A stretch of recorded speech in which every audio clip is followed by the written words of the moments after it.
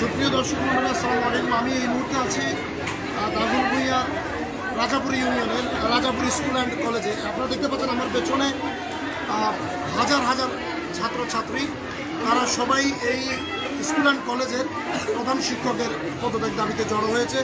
সকাল থেকে অধ্যক্ষের পদত্যাগের দাবিতে উত্তাল এই অঞ্চল। আমরা সংবাদ পেয়ে এখানে এসে উপস্থিত হয়েছি এবং আপনারা জানেন দীর্ঘদিন থেকে অভিযোগ ছাত্রছাত্রীদের যে তাদের সাথে বৈষম্য করছে এই শিক্ষক, এবং তিনি দীর্ঘদিন থেকে এখানে ছাত্রছাত্রীদেরকে বিভিন্ন হয়রানি এবং অনিয়ম, লুটপাট অনেক কিছুর সাথে জড়িত বলে ছাত্রছাত্রীরা অভিযোগ করছেন। এবং সেই অভিযোগের ভিত্তিতে আজকে সকাল থেকে এখানে বৈষম্য বিরোধী ছাত্র আন্দোলনের সমন্বয়কেরা সহ এবং একই প্রতিষ্ঠানের স্কুল এবং কলেজের ছাত্রছাত্রীরা সকাল থেকে জড়ো হয়েছে। আমরা এখানে দেখতে পাচ্ছি অনেককেই এখানে জড়ো হয়েছে। আমরা এই আন্দোলনে যারা নেতৃত্ব দিচ্ছে তাদের সঙ্গে কথা বলার চেষ্টা করব।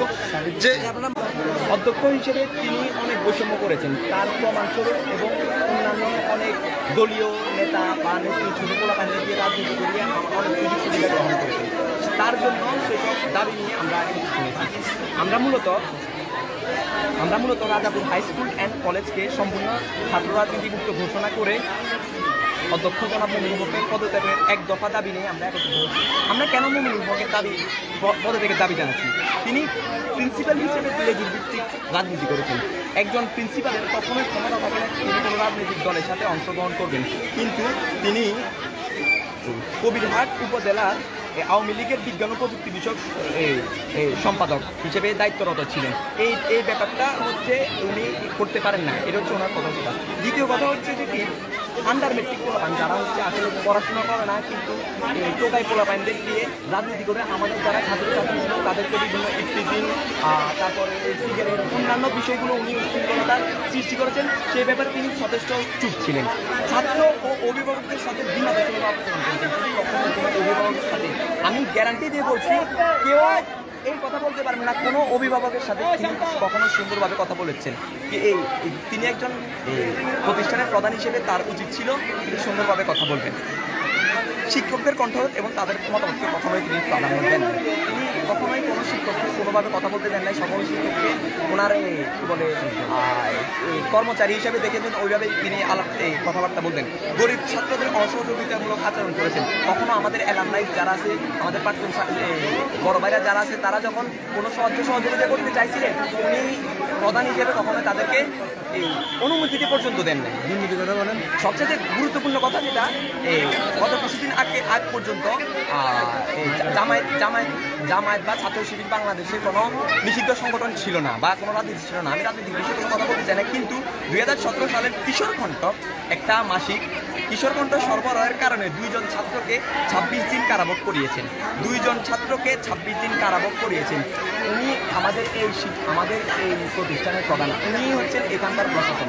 শাস্তি যা দিবেন উনি নিজে দিতে পারতেন, উনি কেন প্রশাসনের বা পুলিশের সহায়তা নিলেন? আর উনি কেন 26 দিন কারাভোগ করিয়েছেন? তার থেকে বড় কথা, বাংলাদেশে কি ছাত্র শিবির বা জামায়াত করা কি কখনো নিষিদ্ধ ছিল বা এরকম প্রশ্ন আমার থেকে যায়। যদিও আমি রাজনীতির বিপক্ষে, ছাত্র রাজনীতির বিপক্ষে, তারপরেও উনি এই কাজটি ফর্ম ফিল আপের অনিয়ম করেছেন। অনেক ফর্ম ফিল আপের সময় তিনি অনেক অনিয়ম করেছেন।